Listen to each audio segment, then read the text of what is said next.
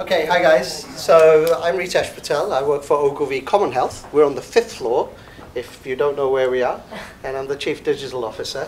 And I'm really happy to present Ben Jones to you guys. Thanks for coming.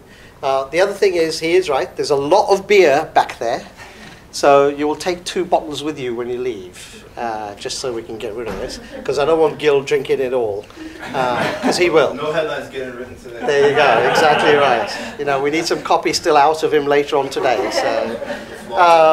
So Ben is the creative director at Google, and this speech, I saw him give this speech once before, but I just saw him again, and I'm like, whoa, it's completely different. So I hope you get inspiration from this and ask any questions you have. But I'll let Ben do the introduction for the rest of his team, and we'll take it from there. Thank you. Cool. All right, thanks, guys. I'm glad that I'm not standing between you and beer. You can feel free to get a beer at any moment. And also, I understand if you have client obligations. I grew up in the agency world. I was a creative director on the copy side. But I've done a lot of other stuff too. I was a dean of admissions at a college, and I started an early stage network of early stage venture funds. I wrote a novel. I was a high school teacher, like a whole bunch of crazy stuff. The Rope Eater is the book. Go check it out. The Rope Eater. It's on Amazon. It's really good. He won't tell you, so I'm going to. It's dark. That's my warning. My word of warning is it's dark. It's not a like, hey, happy we work in an agency. It isn't fun branding advertising. It's an Arctic expedition during the Civil War. So I'm a creative director at Google. My job is to make agencies successful. That is my only job. I cost nothing. You don't have to do anything that I say. Everything is free. It is entirely about making you guys successful, win business, win awards at Cannes, have your clients be successful, etc. So this entire presentation is like stuff that will make you successful. I don't have to sell anything. I don't have to do anything. I just have to make you guys be awesome. So you can ask me anything about us, about Google, about our competitors, about the media ecosystem, about brands, agencies, whatever. I'm talking to media agencies that you work with. I talk to the brands that you work with, where they're all in conversation with us all the time. And so anything that I can do that will be helpful for you, just feel free to ask. I've been at Google for 3 years. When I started at Google, I thought the cool part about being at Google was I would get to go inside of the secret volcanic lair and see the telepathy helmet and the teleportation pad and the jetpacks. And that stuff is really cool. Like, don't get me wrong, the volcanic lair is pretty awesome. The jets are, yeah, anyway. But the best part about my job is that we work with all these brands and agencies. I see 2 or 3 or 4 briefs a week, every single week, week in, week out. Every single brand that you can name that you see, I think we figured out on a sort of average night of random television watching, I had worked on or touched 60 to 70% of the brands that came up. And it's not just the work that ends up in market, but it's the work that gets pitched to client and dies, the work that dies in between creative teams and their creative directors or by account teams within agencies.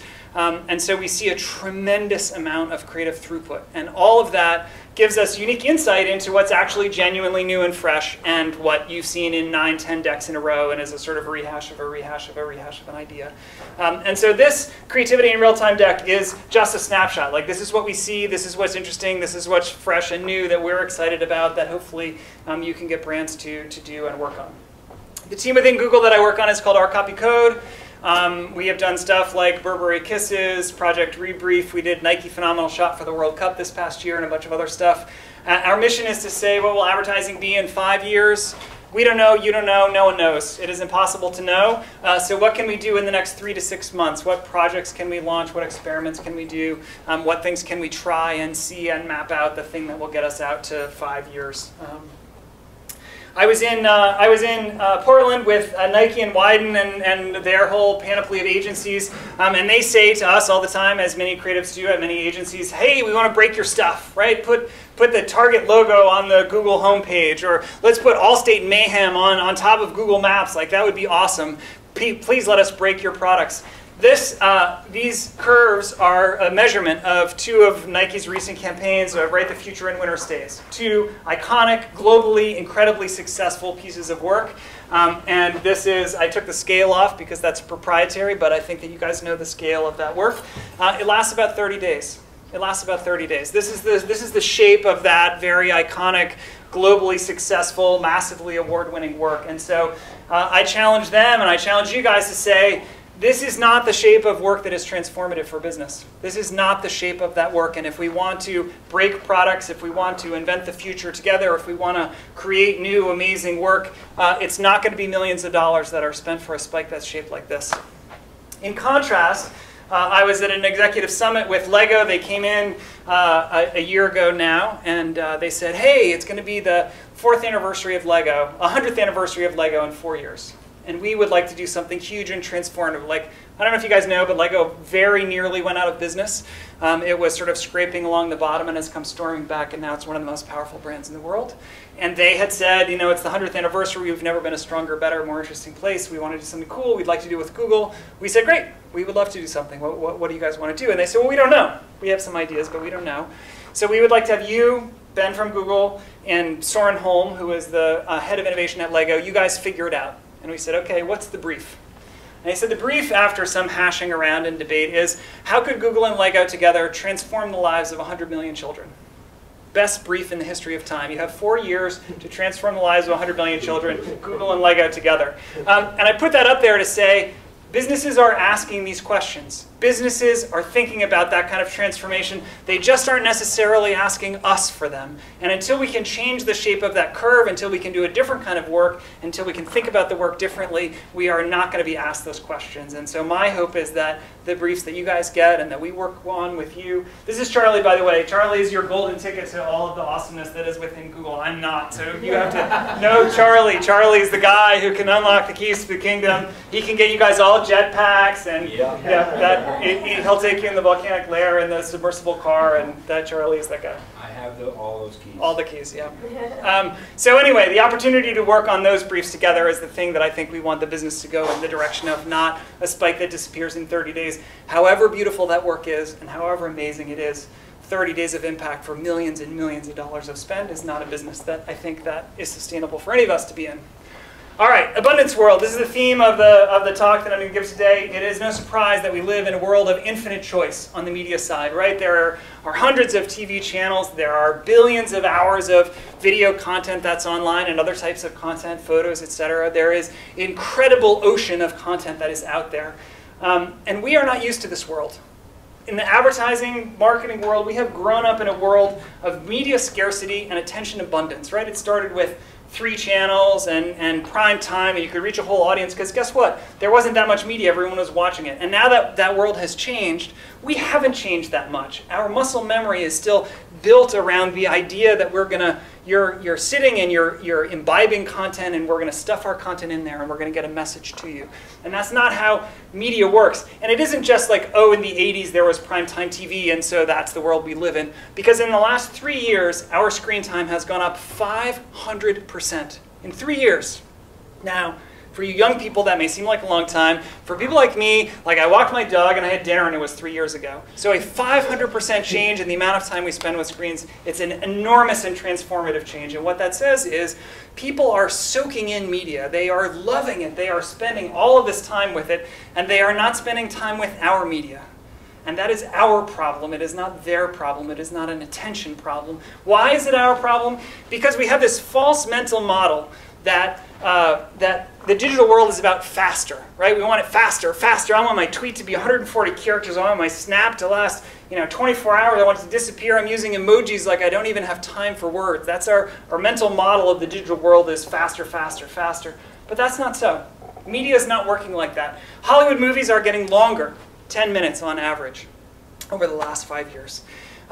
You think about binge watching Game of Thrones or House of Cards, right? We're happy to spend 5, 6, 7, 20 hours in a weekend. We'll spend all of this time with content that we want. This is what people want. They want to choose the content that they want, and they want to immerse in it. It's not about faster, faster, faster. It's about what I want and as much of it as I want. I think about poor George R.R. Martin, who has written the Game of Thrones books, right? Song of Fire and Ice. This guy has written 6,000 pages. 6,000 pages of A Song of Fire and Ice, a stack of books like this. And if he shows up on Letterman or he writes a blog post that he's, watching an NFL game or whatever, he gets hate mail from fans. They're like, finish the books before you die. Like 6,000 pages of content is not enough. This is not a world that is about faster, faster, faster. It's about a world that says, I want to choose what I want, and when I want it, I want an unbelievable amount of it. I want to immerse in it. And this is tough for the advertising world because we're bad at both of these things. We're bad at getting chosen. We're not used to having to be chosen. We're not used to the richness and the kind of storytelling we need to be chosen. And we're bad at immersion. So you write this beautiful ad and it's extraordinary. I'm moved and I'm sobbing or I'm laughing. And then what? Then how much do I get? Then how deep can I go? How much is there for me? There's not very much, right? Maybe there's an extended cut, or maybe there's a little bit of derivative digital content. But I'm happy to spend 300 hours in Skyrim. I'm happy to spend my entire weekend with Mad Men. Like, people want to spend that time with things that they love, and we are just not making those things. So I see that as an opportunity, but also a challenge because we're not getting the Game of Thrones production budget or the Mad Men production budget, right? We have the same production budget and the briefs are the same, and so we have to think about how do we get from where we are to where we're going. We think, this is Choice Plus Immersion. I want to explain a little bit about how this works. This is from Nike, the work that we did with them for the World Cup. We were trying to figure out how could Google and Nike together do something at the World Cup. And what is Google good at? Google is good at deep libraries of content, right? All the information in the web. And so we thought we would live before the game and after the game. And when the game is on, when you're watching the World Cup, you love the World Cup. Like, that is the thing that you want to watch. You want to watch the World Cup. Well, this is search traffic during the World Cup, and the blue is desktop, and the orange is mobile. So people are watching the World Cup, and what are they doing? They are searching on the World Cup. This is the game that I am watching, and what am I searching on about the game? I'm searching on the thing that just happened in the game that I am watching. This is Choice Plus Immersion. I'm choosing this game, and I love the game so much that even the game in front of me in real time is not enough. I want more, I want deeper, I want to understand, I want different perspectives. And so this opened up for us a new understanding of what this world looks like and how it functions. So we did a project with the NFL. I'm going to apologize in advance. Any Broncos fans probably not here, thank God. No, it's unfortunate. Peyton Manning had a terrible beginning first half. I mean, a terrible game in general. But first quarter, awful. And 8 seconds later, this was the internet, right? This is the internet. This is Choice Plus Immersion.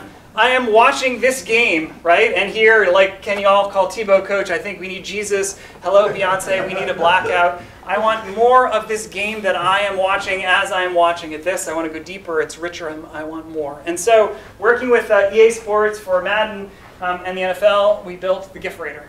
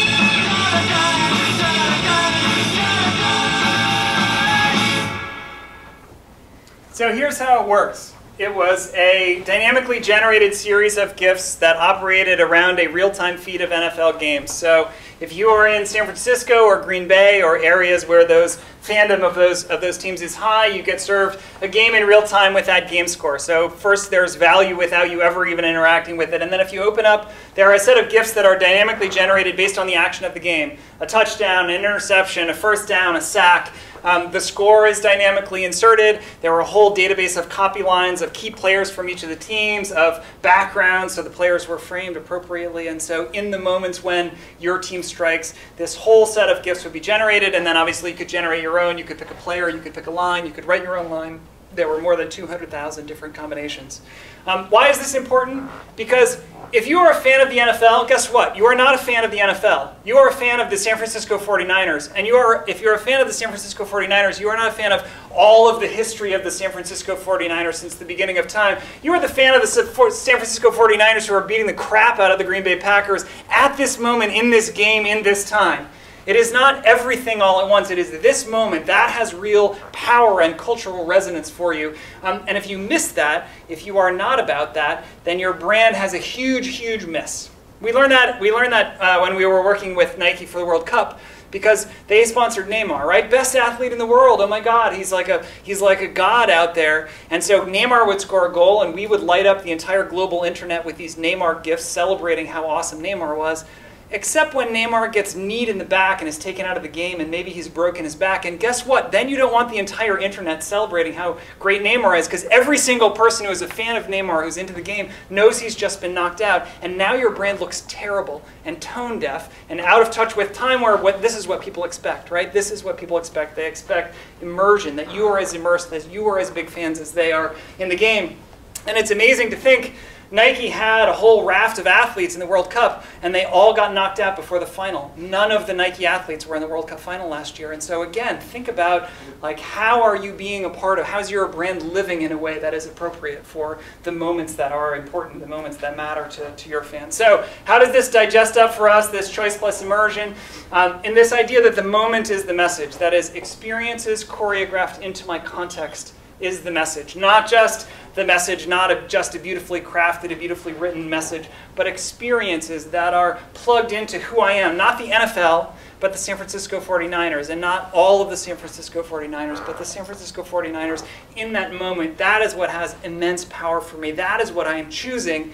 And that is where the brand needs to live in order to move forward and be powerful. How do you do this? How do we think? We think about this in terms of story engines. So story engines are big ideas. Big idea for you and for me and for the creative directors who you work with and trained you and trained me. A big idea is a big idea, right? They're the same kind of thing.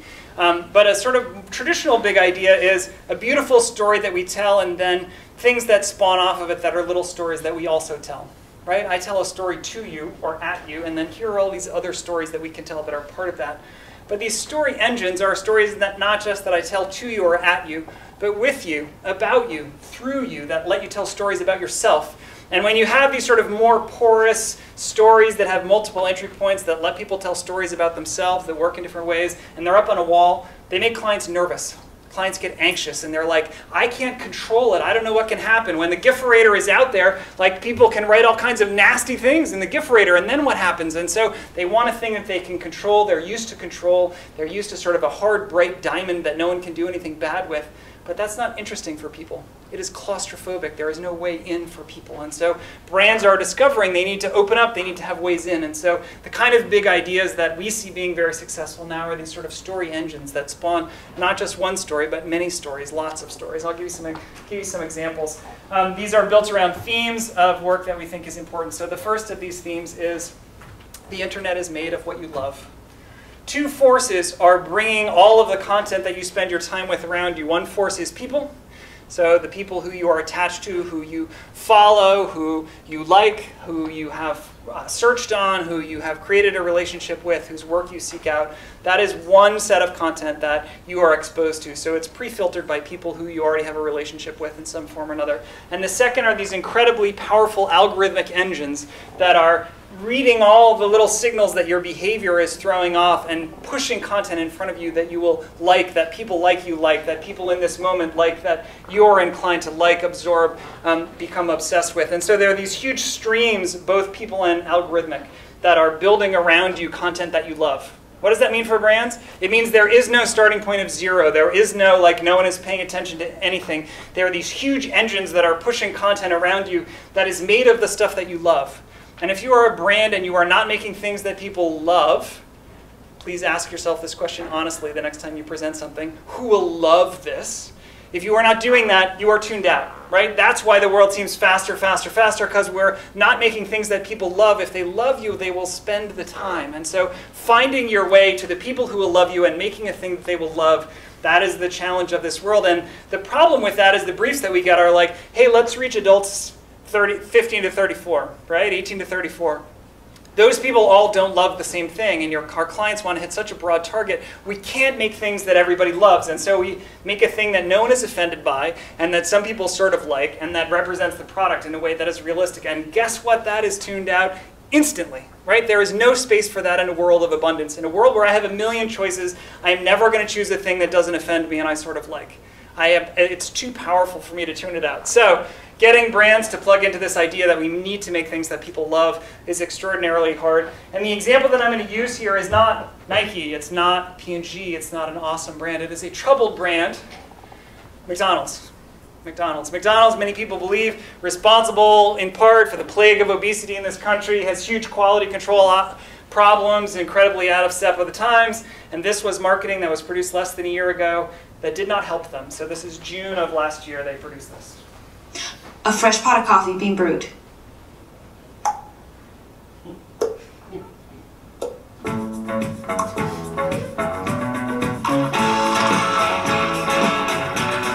What are you having for breakfast? This is everything that's wrong with advertising. This is terrible. And I know the team that worked on this, and I love them, and they're great. This is terrible, right? This is a top-down brief that says, we're selling coffee, do a coffee message, here is the coffee message, then go out to the franchisees and be like, we put in coffee message in market, there's X millions of dollars behind it, don't screw up the coffee, right? That's how McDonald's was working, and this is the terrible representative of all the crap that is in our advertising world. This could be anyone. This could be Wawa. This could be Store 24. It could be Cumberland Farms. Like, there is nothing distinctive or McDonald's about this. This is just the worst kind of top-down, here is the brief, send the coffee message, advertising that there is. It's not surprising then that McDonald's was in trouble with this kind of marketing. And then in November of last year, they launched this work, which I think is extraordinary. Well, I woke up to the sound of silence and cars. We're cutting like knives in a fist fight. And I found you with a tear in your eye, your head in the curtains, and heart like the 4th of July. You swore and said, we are not shining stars. You said, no, I never said we are. If you're lost and alone, or you're sinking like a stone, carry on. May your past be the sound of your feet upon the ground. Carry on. Carry on, carry on. We are shining stars. Carry on, carry on. We are who we are. So I don't know about you big city folk, but I grew up in a small town in southern Vermont, 3,000 people in my town, and when I was in 8th grade, our basketball team won our senior pro championship. It was a big deal. First national, we were #1 of our 8-team league. And we got our name up on the sign at McDonald's, and we went there for a team dinner, and I felt like a superhero in my town. And this is the thing that McDonald's remembered in that moment. That is, the franchisees are not this scurrilous rabble to be controlled. They are members of these communities, that they are bonded and connected there, and that it's extraordinarily powerful and meaningful for those people in those communities to be attached to that franchisee. And when this came out, there was a significant amount of controversy because there was a 9/11 mention in there, there was a Boston Strong thing, Boston Bomber, and so people said, oh, it's terrible, McDonald's is exploiting this tragedy for their own corporate message, because they had this way of marketing, this top-down, like, let's get the message out, and the franchisees are just to be controlled and tamped down. They hadn't done advertising like this before. And what they found when they launched that was people were going into the local McDonald's and complimenting them and talking about how meaningful it was and how meaningful the signs were, and the foot traffic was amazing, and yet at the corporate level, this was not a way that McDonald's was used to advertising. And so I used to show this live so that you could see the positive response, which was overwhelmingly stronger than the negative response, but they pulled the ad. They pulled the ad. They were brave enough to run it and then not brave enough to keep it in market, even though the foot traffic was extraordinarily powerful. And I think, you know, the energy that they tapped into there was amazing, because the Boston Strong McDonald's, that's in Watertown, Mass., which is right near where I live. And when the Boston bombing happened, the Tsarnaev brothers were chased by my house. I was in a neighborhood that got locked down where they went door to door. The cop that was shot at MIT was shot across the street from our office. And for us, I think, like 9/11 in New York, was extraordinarily meaningful. It was very powerful, and the idea that they would put up a Boston Strong message, like it means a thing for people in that community, extraordinarily powerful and positive, not exploitive, because it's that franchisee, it's not corporate McDonald's at a macro level doing it. So it was very powerful. It was a good gesture. It was interesting that they backed away from it. But then they did this at Super Bowl, which I thought was super smart and amazing. Again, transformation, to think back to the coffee ad and how terrible that was, and then this. So what they did here was they gave each of the franchisees $100 in meals to give away for free. And the people on the front lines could decide who got a free meal. All you had to do is pay for it with an act of loving. So you had to hug the person next to you, you had to call your mom and tell her that you loved her, you had to do a happy dance, and all of these pieces of content are all of those people doing acts of loving in a McDonald's in order to get a free meal. And this is a story engine, right? This is people at the ground level at McDonald's and people who are standing in a McDonald's having a meaningful experience in a way that is transformative for a brand that is plagued by all kinds of issues and trouble and quality and does not have this kind of emotional attachment. So I thought this is extraordinarily powerful and brave work, especially for a brand that is struggling. Like, it's one thing to be an amazing brand and have people love you and make a thing that people love, and it's another thing to have huge quality issues and have a troubled brand and do something brave like this. It's not clear that they're out of the woods yet, but if they are, it will be because of marketing. And so I think it's very interesting for us in the business to look at them and say, let's see how they're doing and what they're doing. It's going to make a difference for that business one way or another. All right, second, what will we make together? This is a question that I start every single brief with. If you ask it sincerely and in an interesting way, you will get much better work out the other side. So first ask, who is the we? Because it may be customers, it may be prospects, but it may be somebody entirely outside of your brand. It may be, obviously, celebrities and influencers is the answer that we come to, but other people who have energy that could bring to your brand that could be very powerful. So asking in an interesting way who the we could be that you could bring together around your brand is very powerful. And then what does make mean? You got a supercomputer that sits in the palm of your hand. It's connected to all the world's information. It's more powerful than they used to send men to the moon. We can 3D print a house. I do not think we are being ambitious enough for what we could make, what brands could make, the ways that we could use technology to make things. And people want to do huge, epic, ambitious things. Brands can do them. Brands have the money and the funding if we just thought better about what we could make. So what could make mean? And then finally, what does together mean? Because together mean, yes, we could physically come together. We could bring people together. We could have them collaborate virtually in some way. We could use their data in some way. Like, Google's entire business is built on the data of people brought together in a way that brings value. And so I think thinking creatively about what together means and the way that we can bring people together can create much more interesting and a different kind of work. Our first answer to this, what we make together, was a terrible one. We made awful, like, generations of terrible UGC, where it's like, I want you to pair up my marketing message, and I'll give you this bribe to do it, which is degrading for you, and it's degrading for people, and like the whole thing is terrible. But we're starting to get better and more interesting and more creative about how we invite people in to make a thing with our brand. This is one of my favorite pieces of work from last year for Adobe creatives. I think we do not love Adobe. Like, Adobe is not a brand that we love. Adobe is a brand that we endure. And when they did this work, I liked them a lot more.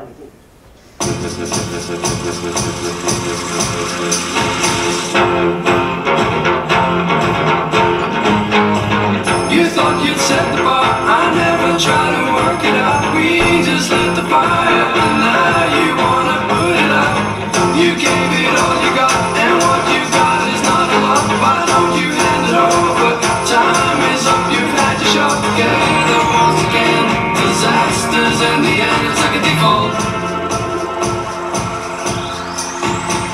You thought you'd make the grade, all you made would start to fade. We threw it in the fire, it's better than it not be made.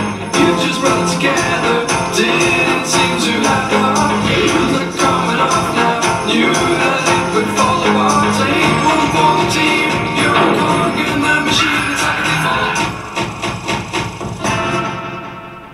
So they recruited creatives using portfolios on Behance, and the entire marketing campaign is built up of the people. It's just their portfolio projected onto their faces. And I think it's a beautiful piece of film craft. Like, that thing is amazing. And it's not one story that we tell a million times, but a million stories that we can tell a million times. Every single individual person now is a story, is telling a story, has the ability to tell the story. When this first launched, my inbox blew up from other creatives who were like, hey, did you see, John's stuff is in there, Amy's stuff is in there. I started to get resumes that had links like, hey, and here's me in the Adobe ad, and people were excited, and they were celebrating, and they were sharing this commercial product, right? This is a thing that people were choosing and immersing in, not a thing that they felt like they had to endure to get to a thing that they wanted to spend time with.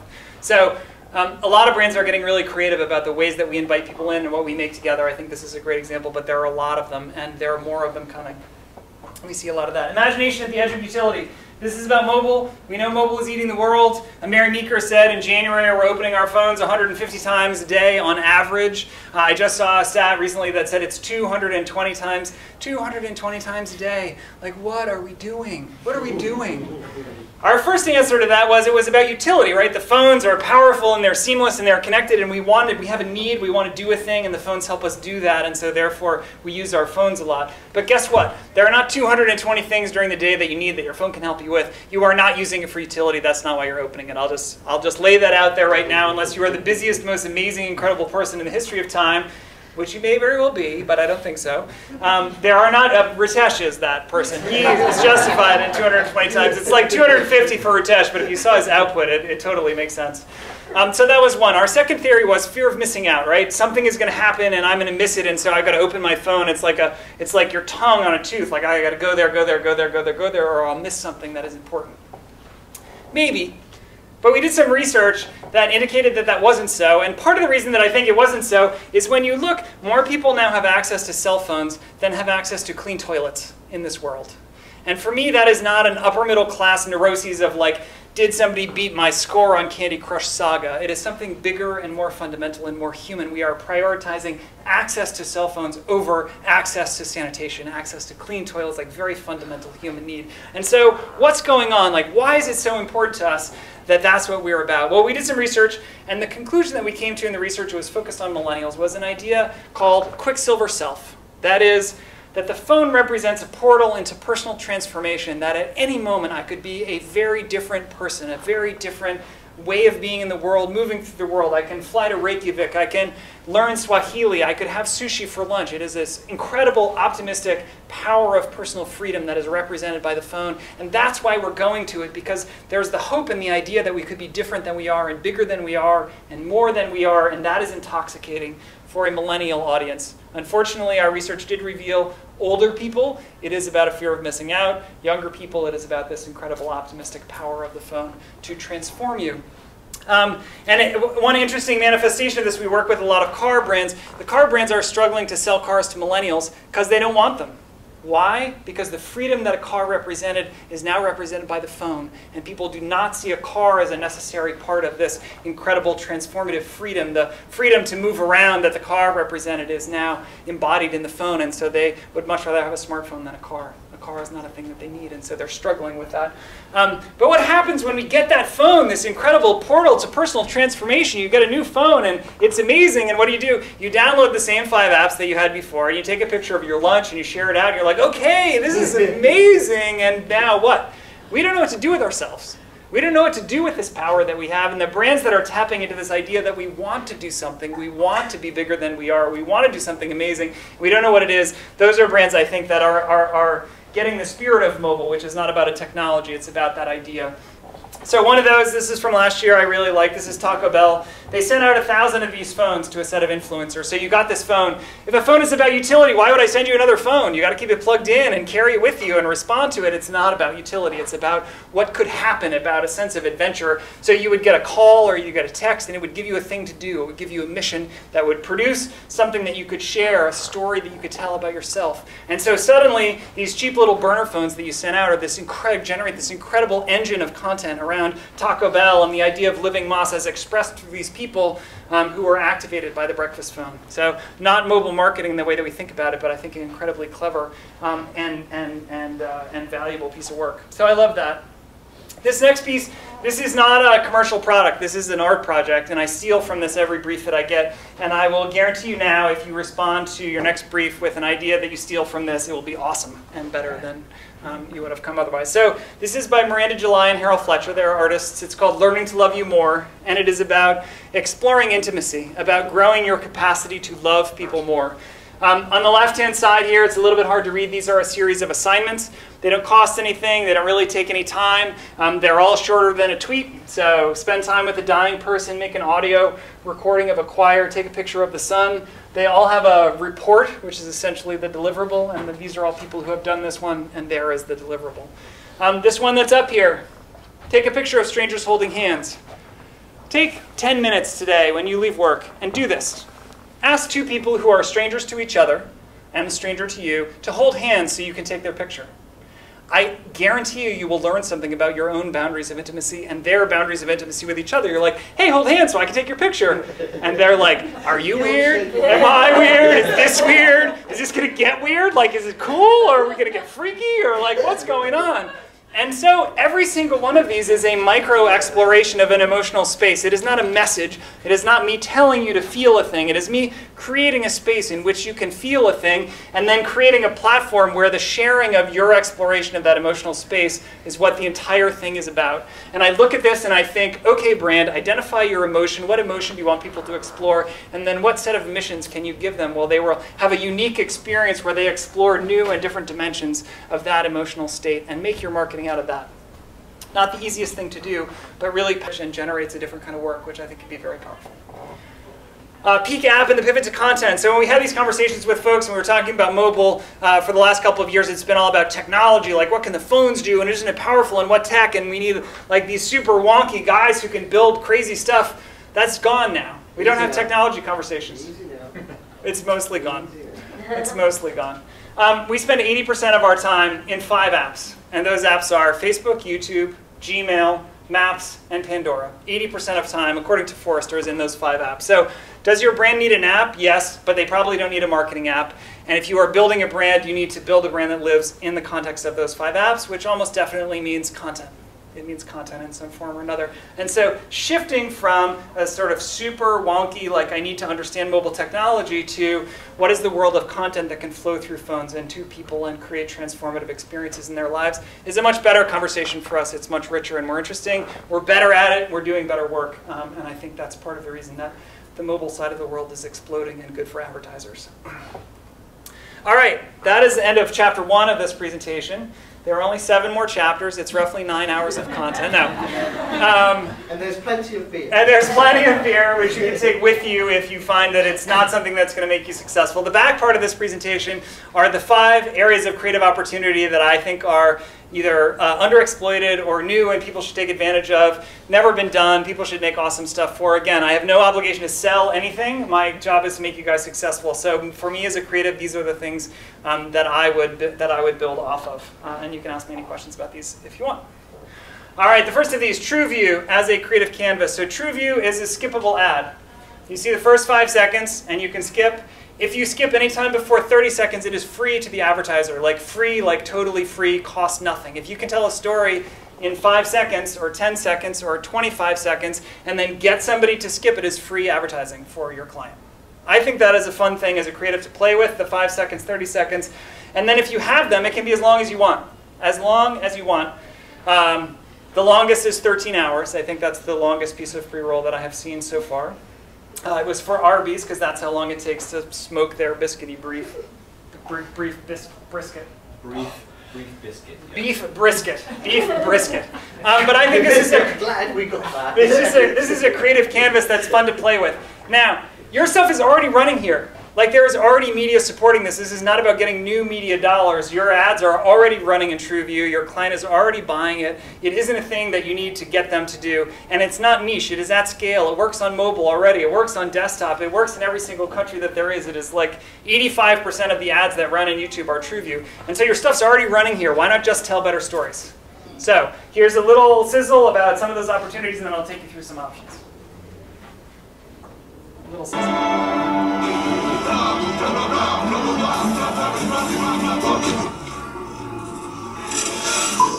Hello? Don't skip! 5 seconds? Okay, gotta move fast.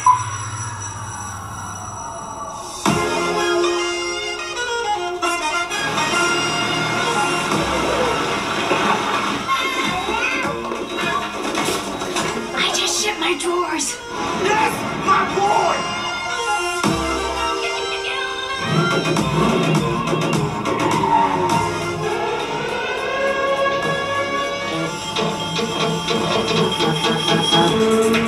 I stand naked in front of my wife and I feel like a small child. That is messed up. You can't skip this guy go ads because it's already over. Don't skip it, don't skip it, don't skip it.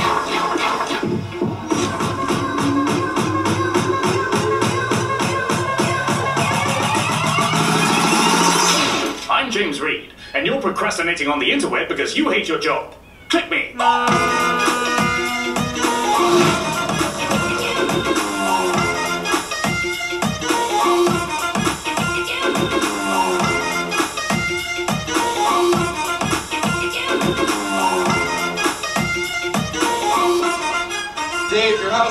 fire. Let it burn. Your house is on fire. Let it burn!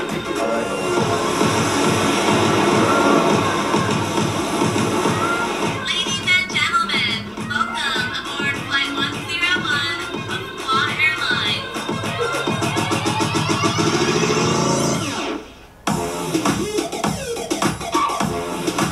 They're still here.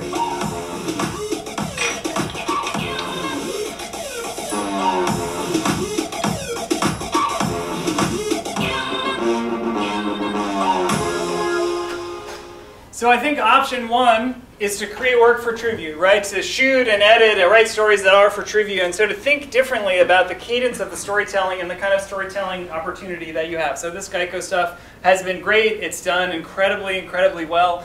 Just think about the storytelling arc a little bit as it unfolds and how that works with TrueView. So Don't thank me. Thank the savings. You can't skip this Geico ad because it's already over. Geico, 15 minutes could save you 15% or more on car insurance. So now there's a skip ad button that's come up, and if you skip now, this is free for Geico. They got their message to you, and it's great. They got it, and you can skip at any time. But guess what? People keep watching, and so here you are, and you're looking at the Geico logo, and you're laughing, and it's being burned into your brain. And Ace Metrics did an analysis of the emotional peak of the ad, and people watched and watched. They kept watching, and so the emotional peak happens right there, right there. And the longer you watch, like how long could this ad go on? Who cares? Like if you are watching, why not keep watching? I got my message out of the way, and so it just changes how you think about the storytelling cadence and where it goes, and like them, are they going to break character? The kid is like, oh God, get him out of my face. Awesome. So it's a different kind of story. It doesn't need to be obviously expensively produced or shot. This is a relatively straightforward production. But there's a lot you can do with it. So that's one, custom content for TrueView. The second of these is just to do a different edit. So take an ad that you're doing as a TV spot and re-edit it. This one that I'm going to show you, they re-edited a spot that they had for TV and then just extended it because if you're watching, why not make it longer? So I think you can see it's very simple. It's a very crude plot device, but it works well. I stand naked in front of my wife and I feel like a small child. That is messed up, George. Who doesn't want to see how that guy got there? Nothing makes me feel more like a man than buying a car. So, this is the Hyundai Santa Fe.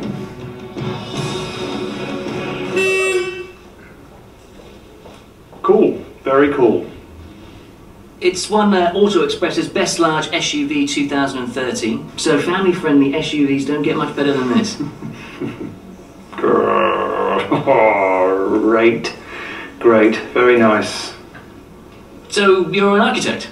Sure am. Well, we've used something we call Storm Edge design, giving it sleek curves, which makes it more refined than your usual boxy 4x4, and it's more like a car. Very nice. Storm was actually my cool nickname at school. Really? Mm-hmm. Well, Thunder Chunk, but close enough. How many kids do you have? And you can see it goes on and on. It's 3 minutes long. You can see the different benefits. You want to keep watching, you can explore the car. But it changes how you think about the storytelling. It's like, let's let it unfold. And the more time you want to spend, the better it is for the brand. But it's not the beginning, middle, and end that I got to stuff into 30 seconds or 60 seconds. You can let the story go, let it go long, and think about how you add value as people are engaged. That's choice plus immersion again. Very fundamentally and very simple story structure. This is a TV spot. This is a straight up, ran on TV, ran in TrueView, it killed in TrueView. And this I put just to say, like, maybe think differently about the pace and the cadence of your story, understanding that a significant amount of the people who are going to be exposed to it are going to be exposed to it in a format where they can skip. So I think you'll agree, this starts high and it has a series of peaks that hold your attention. But you tell me.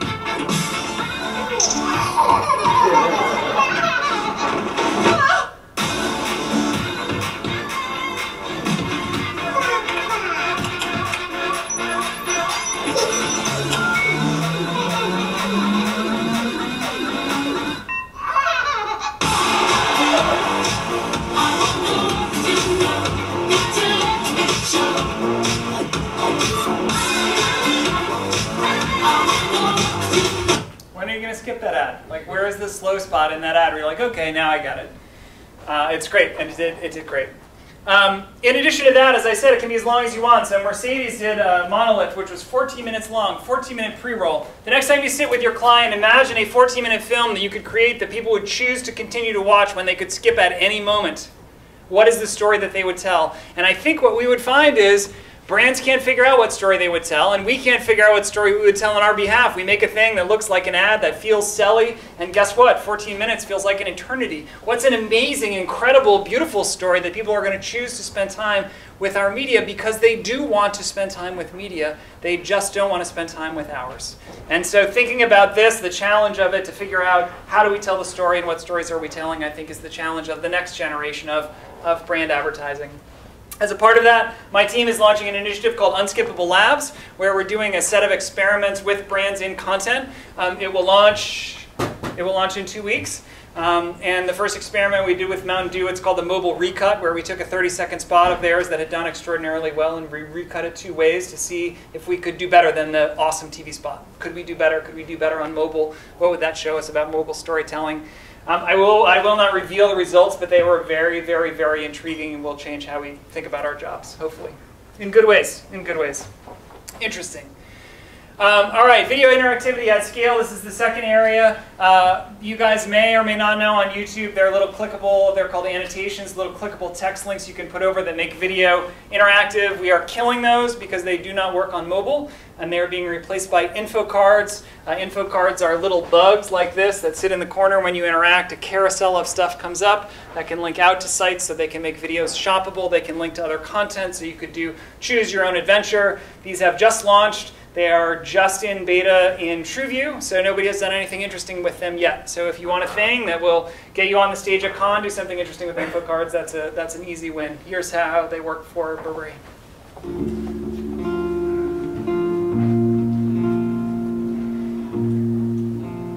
We lived through scars this time. So there's the video. Up my mind. And the bug. And you interact with the bug. Leave us behind. And it launches a set of carousel content. We'll have to hurt for now. But next time there's no doubt. 'Cause I can't go without you anymore. Live through scars this time. I made up my mind. No, we can't leave us behind anymore. No, no, us behind anymore, no. So Ben, how many can you get on the carousel? As many as you want? No, it's a fixed amount, and and it appears in a fixed place, so it doesn't get gunked up. We're trying to establish it as a behavior, so I think it's like 5 options in the carousel, and the bug appears in the same place each time, so the interaction is controlled. But you can put any image in, and it can link out to anything you want. You can donate money, you can shop, you can do a bunch of different stuff. And you can call Charlie and he can explain that to you, but actually what I would encourage you to do is just shoot a video and upload it and play around with it yourself, because you can do it yourself and you'll figure out much more and come up with much more interesting things to do. As awesome as Charlie is, you'll learn more by doing it yourself. So that is a big opportunity, I think, and new and fresh and fun. Now is what's next. We talked a little bit about real time with the GIF Raider. The reason that we think this is so interesting, this real-time moment, is extraordinarily powerful. How powerful is it? We see a 10x search lift in the moment where a brand is intersecting with culture, this incredibly powerful lift off of the baseline. This is a big number. It is a big number for brands. It's a meaningful number. Like, they have whole agencies that are tinkering around to get a 5% lift or a 10% lift, and so to get a 10x lift is extraordinarily powerful. The challenge of that is it lasts about 10 minutes. It lasts about 10 minutes, and so there is this stick of dynamite, essentially, that brands can try and plug into in real time, and if they do it successfully, it's a huge upside, and if they don't do it, then they miss their window. So this to illustrate that is the Oscars of this year, and you can see by the shape of those curves, right? This is search activity, and this is lift off of the baseline. So when the awards are announced, there's this incredible surge, right? This is people choosing, I'm interested in J.K. Simmons, choosing Glory, I'm interested in Glory, the song from Glory. This huge lift, and then it disappears. Then it disappears. These are all about 10 minutes long. And it's easy to say, oh, the Oscars, it's an award show, and so there's a certain cadence to it. But this is auto ads during the Super Bowl. And look at the shape, it's exactly the same. They're all about 10 minutes in duration. The difference in the height is a difference in the quality of the creative, I think. But this is a search baseline, and so if you imagine that your incredibly awesome Chevrolet ad is going to transform how people think and, you know, last forever, it's not. It's this moment. This is the moment where you have this search lift. People have chosen you, and so how can they immerse in this moment? Like, how are you taking advantage of that 10-minute span that is extraordinarily powerful? We see this as a huge opportunity. So during the Oscars this year, we launched a series of dynamically compiled video ad units. So in the moment when J.K. Simmons Award was announced, there was a generic ad for Google Play, and this specific one that congratulated him on Whiplash. Same thing for Selma, Grand Budapest Hotel, Eddie Redmayne, etc. So in that 10-minute window, there was a very specific ad from Google Play, which was celebrating the win of that. And these perform significantly better than the generic ads, more than a 20% higher click-through, so that is a good, solid number. But what is more interesting than that, for me, than this, is that they had a 60% increase in search activity. A 60% increase, which is a big number. And so what that says to me is, maybe the function of banner ads is not to be clicked through. Like, what if you didn't have to make a banner ad that was clicked through and you didn't measure it by click-through, but you understood that the function of a banner ad was to generate search activity? You would write a different banner ad, and you would think differently about a call to action, and you would structure it differently, and you would organize it differently, and you would make it better, like much better. And so maybe there's a possibility of actually making banner ads that are interesting, which would be fun. Or at least not suck, so we see that as an opportunity.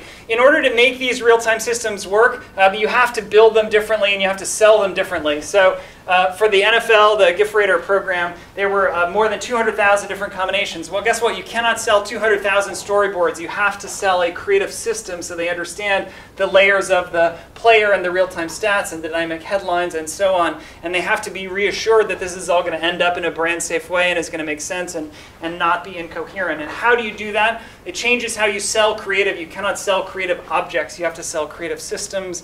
We frequently find that that's through prototypes, that prototypes are the new storyboards, and it's necessary to prototype things in order to reassure clients. But you'll never get to the power of that work without figuring out how to tell the stories that sell this kind of work. 4, use the tools of performance for content. So the media world has undergone this incredible transformation, the ad tech world, an incredible transformation over the last 4, 5, 6, 10 years. They have these unbelievable new guns, right? New data, big data, performance data, behavioral data, demographic, et cetera, incredibly, incredibly powerful. But it's the same old bullets. We're putting the same old bullets in these amazing new guns. The targeting is astonishing and amazing, and it's the same ad-like thing, the same ad-like objects. And what we're missing is this opportunity as creatives to envision a story that encompasses all of that data and tells a new story as a part of it. We do this on the performance side, right? You look at a pair of shoes, I'm going to show you that pair of shoes like 900 times until you finally buy them or are so sick of them you never want to see them again. But we haven't thought about how you could transform stories or storytelling based on who you are, based on the fact that you're a young mother, based on the fact that you're an empty nester, based on the fact that you just moved to the big city. Like, we can know all of those things about you. We can determine them. We can figure out what your credit score is. We can figure out if you like to shop for things that are blue. How would we change stories if we knew that stuff? And how do you make a story structure that evolves in that way? So I'm going to show you a film that no one has ever seen before in the history of time. First time ever, no one has ever seen this film before. Not even you. Not even you. Not even me.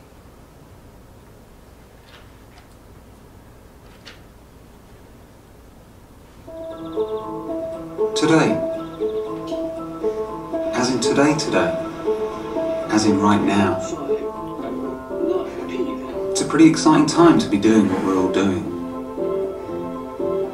Because people like this, and people like that, are now sitting together with folks like this. And the work they're making isn't like the ads we're used to. It's stuff like this, these, and whatever this is. It's connecting the real world to the web, telling more personal stories with data, and using this stuff to make our lives easier and more fun. And wow, robots. Yeah, it's a pretty exciting time. And imagine what we could make next. Welcome to art, copy, and code.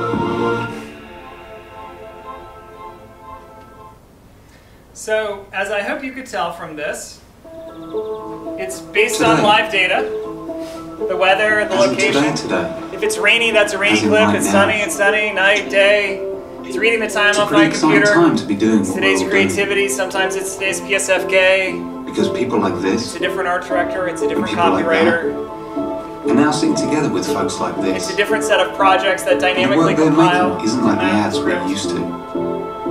It's stuff like now it's Volvo. This, these, and whatever this is. It's connecting the real world to the web, telling more personal stories with data, and using this stuff to make our lives easier and more fun. And wow, robots. Yeah, it's a pretty exciting time. And this is the database of clips. It's hard to see here, but the interface of those things is the database of clips. I think there are about 75 or 80 clips that compile to make the video unique and different every time. So live data and this canned set of experiences that map a script that is designed for these components to flow into it. And this is mostly randomized other than the weather. So the projects don't come up in a very specific cadence. They don't match beats in the script, and they don't change based on demographic rules, but they could. And so think about bringing all of the demographic and psychographic and behavioral data, all the things we know about you and what you like and what your friends like and what's important to you, and transforming the story as a result of that, changing the story, changing the music, changing the script, changing the things that you see or where you see them or how you see them or what the ending of the story is, whether we can figure out if you like sad stories or happy stories or puppies or kittens or whatever. Like, all of those stories are possible. And we're waiting for somebody with the imagination to encompass them and to tell this new kind of data-driven story in a transformative way. So I hope it's you guys. It's probably going to be some kid down the street who just finished hacking into your Wi-Fi and is now stealing all of your salary information to post on Gawker. But hopefully it's one of you guys, and awesome stuff will come out of it. So this is an opportunity we're waiting for. And then the last of these immersive worlds. So hopefully you guys have seen Cardboard, sort of a classic Google story. Oculus Rift comes out, and a group of disgruntled engineers in Paris are like, yeah, it's really cool, but it's not very powerful. I mean, you got that kind of computer in your cell phone. You have that kind of computer in your cell phone. Hey, wait a minute. And so they hacked this together literally out of cardboard, and they made a virtual reality viewer, and they wrote an application for it. And now it's scaled out because it means that you can create a virtual reality experience for essentially anyone, anywhere. The cardboard is relatively straightforward. You can make a flat pack out of it. You can make it out of a cereal box or a shoe box or all kinds of different experiences, and you can brand it for your client and give them incredible immersive experiences. Tomorrow is I/O, but since you guys are probably not going to go, I'll tell you some secret things that are going to show up there. A new cardboard which will fit any phone, which will be really cool and awesome, and a little cardboard button on all kinds of YouTube videos, so you just click it and they instantly become virtual reality. So the opportunity to create a richer and more immersive virtual reality experience for any brand is out there. In addition, 360-degree video you can click, drag, explore in, is now available at scale on YouTube. So any brand can do it. You can explore it. This is Tomorrow World. You can do skydiving, et cetera, et cetera. This is all out there. It works on mobile. It's awesome and amazing and interesting. And no brand has done anything cool with it yet, so this is a big opportunity. And then we launched Inside Abbey Road, which is a street view tour inside of Abbey Road, and it's the Abbey Road experience. You can explore around, and then it's embedded with video, sort of historical stuff, the Beatles playing there, John Williams composing the Star Wars theme. It's just a different way of thinking about how you think about history and place and content, and deploying it in worlds that are worth exploring. Those are the opportunities. All right, if that's not enough inspiration for you, but yet you need to go home and sleep at some point, Think with Google is our primary thought leadership organ. We publish stuff there all the time. There are hundreds of case studies for you guys to steal from of other people's work, not about us, but just stuff that we think is cool. And then daily stuff on Creative Sandbox for Google and G+. I write those stuff with somebody on my team. So there's stuff every day, cool things that we like, work that we like. It's, again, an easy place to steal from when you've got briefs feel free to follow us, to send us stuff that you like, to see stuff that is out there. And then I will leave you with this thought, which is this new kind of work that we are all trying to do, that we want to do, this amazing work. It's always on the other side of yes, which is to say it always begins with a sense of it's possible. It begins with a sense of collaboration. Like, none of us can know everything that we need to do. I can't even keep up with the stuff from Google, so I can't imagine you guys who have to keep up with that stuff and all of the other platforms and all of the other media world and technology and so on.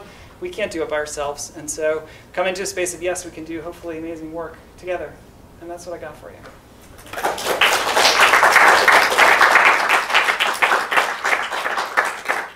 3 things. 1, please fill out your surveys. 2, I am here. I'm happy to answer questions. If you have briefs, I will give you free ideas for your briefs, so they will be awesome and you will crush them. And 3, please do take beer, because you're welcome to it.